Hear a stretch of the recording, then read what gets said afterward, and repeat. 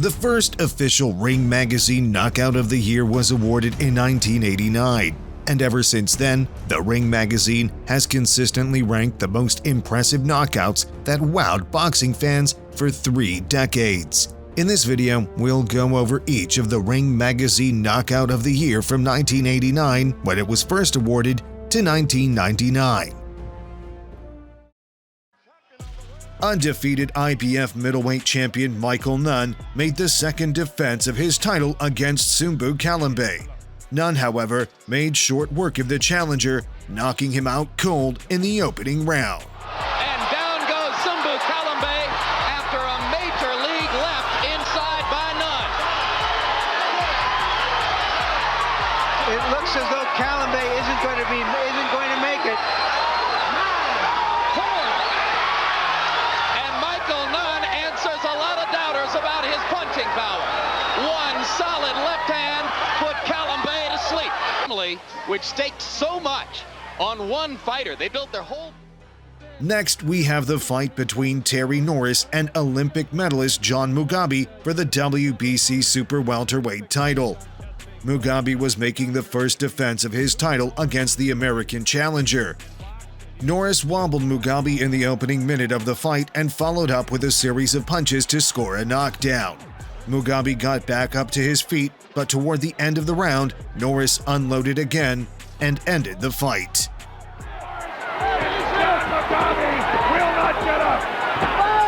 Left hook.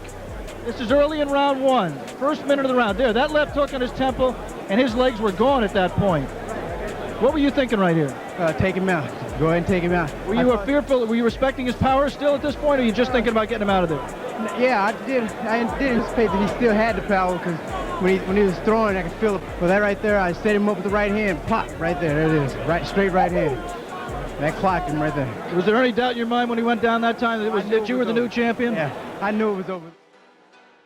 Japanese champion Akinobu Hironaka made the first defense of his WBA light welterweight title against the Philippines' Morris East.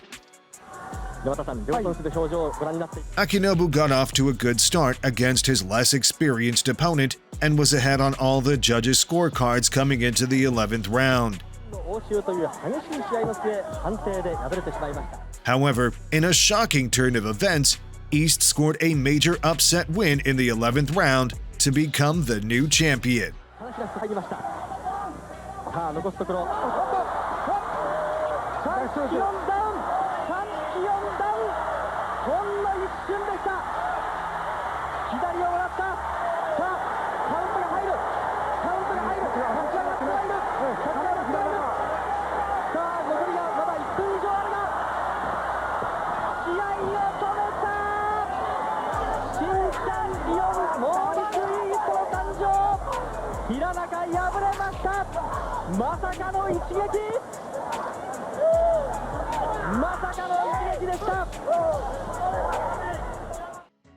South African IBF Super Bantamweight champion Welcome Nida made the 7th defense of his title against Olympic gold medalist Kennedy McKinney. Nida controlled most of the fight and was ahead on all the scorecards.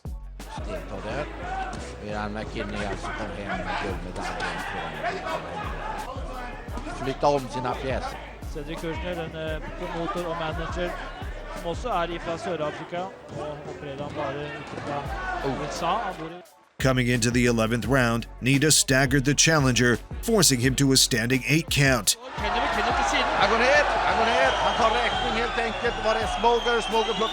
However, McKinney made a comeback and successfully stopped Nida, thus becoming the new champion.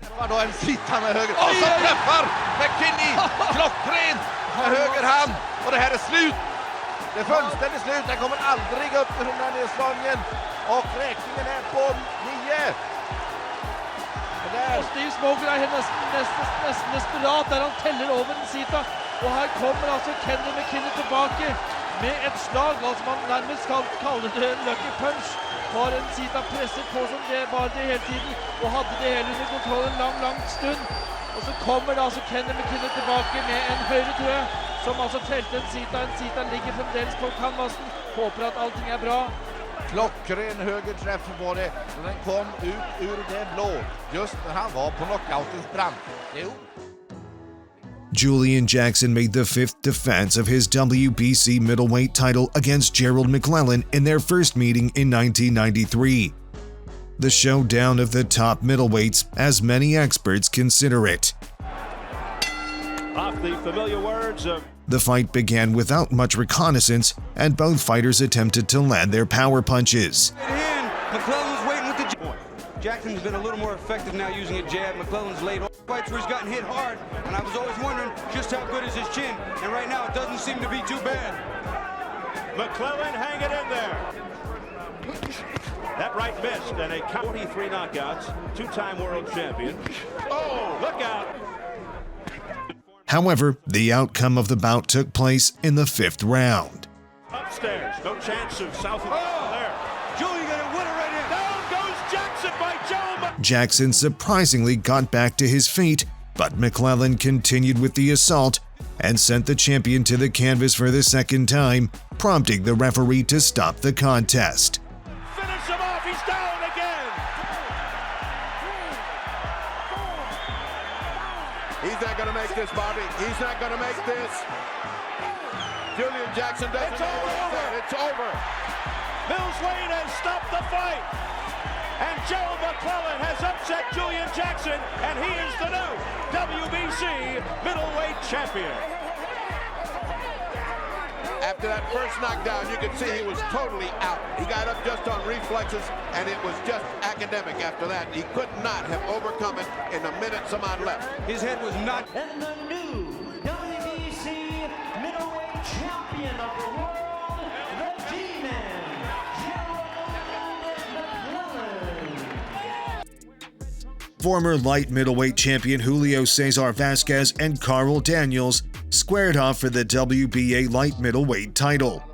Daniels, who came in as champion, dropped Vasquez with a sharp left in round 3 and was comfortably ahead on all scorecards in the 11th round. Durísima y ha mandado a Julio César Vázquez a la lona. El ex campeón del mundo, buena a la derecha, ha metido ahí la izquierda, llegó al mentón de Carl Daniels. Con la izquierda. Vasquez, however, came from behind and caught the champion with a perfectly timed shot that sent him crashing to the canvas. Literalmente que noquear como acaba de hacer a Carl Daniels. Acaba de hacerlo con esa izquierda terrorífica. Acaba de noquear y acaba de proclamarse campeón del mundo del peso super welter en versión de la Asociación Mundial de Boxeo. Acaba de hacer lo que le decían precisamente en su esquina. Si no lo matamos, no ganamos. Le pegó con todo, con un martillo, con la banqueta, le dio con la mano izquierda. Increíble la demolición que ha provocado con ese gancho de izquierda Julio César Vázquez en el penúltimo asalto. Ni en su propio rincón se creen lo que ha conseguido. Impresionante, yo creo, Julio César.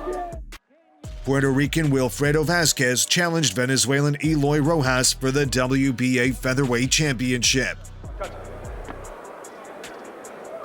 Until the 11th round, Vasquez was trailing badly on all the scorecards. Get away with too many punches. That'll make you crack. Vasquez just never stops coming forward. But once he realized this, he increased the pressure in round 11 and knocked Rojas into the ropes with a big right hand. He's down. Well, he's not really down yet. Yeah, the rope held him up. The ruling is that's a knock. Once the action was allowed to continue, Vasquez continued with the attack, prompting the referee to step in and halt the contest. The power. The come from behind power. Puncher has never added a fight to the final bell.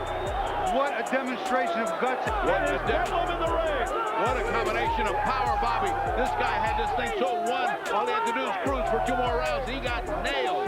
And I don't think this guy's ever been down before like this. Meanwhile, the concern is for the fourth. So there he is, the new WBA featherweight champion.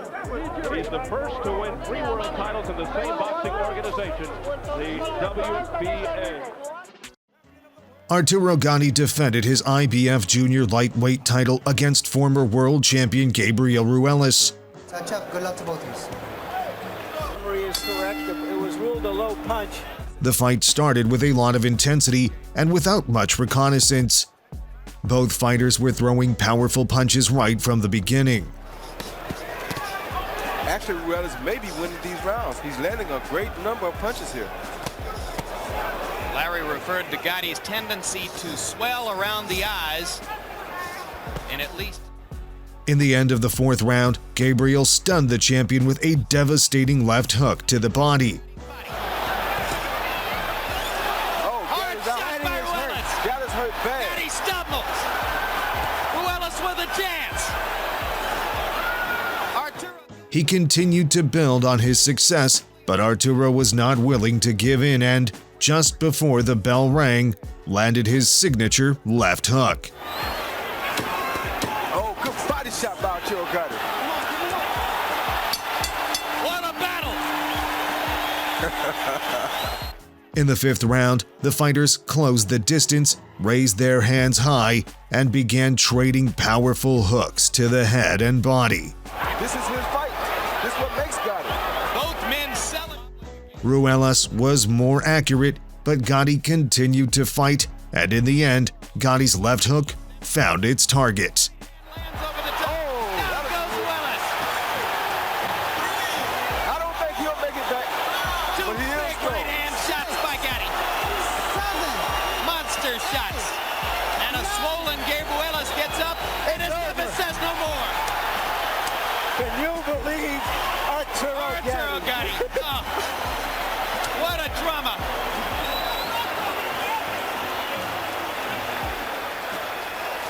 Come on, baby. And even though he lost, I say Gabriel came all the way back tonight. Yes, he did. All the way back. Earlier I said the great fights of the 40s and 50s, and here we see it again with Arturo Gatti. He just seems to have a bottomless. IBF Junior Lightweight Champion of the World, Arturo Gatti.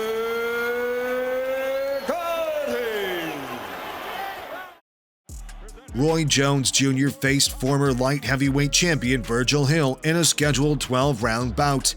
However, Roy Jones needed only 4 rounds to end the fight with a crushing right hand.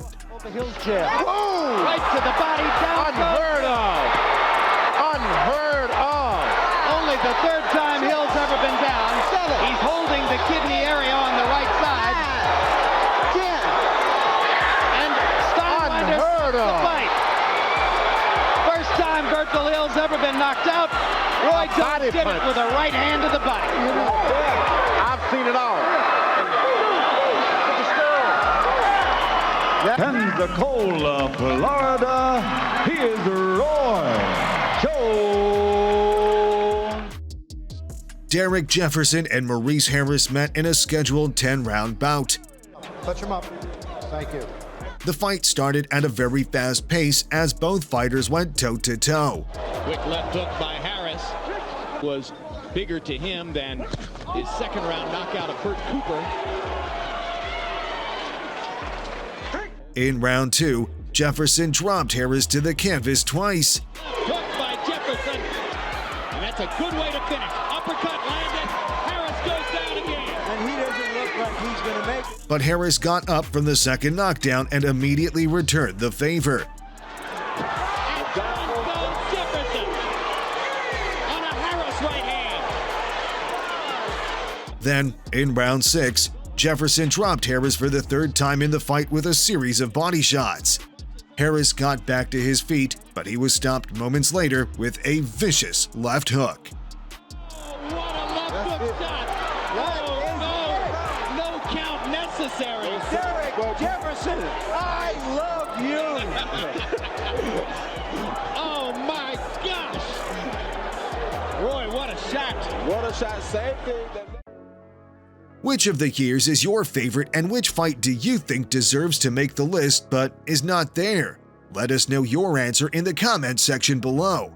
And don't forget to like this video and subscribe to this channel for more interesting content.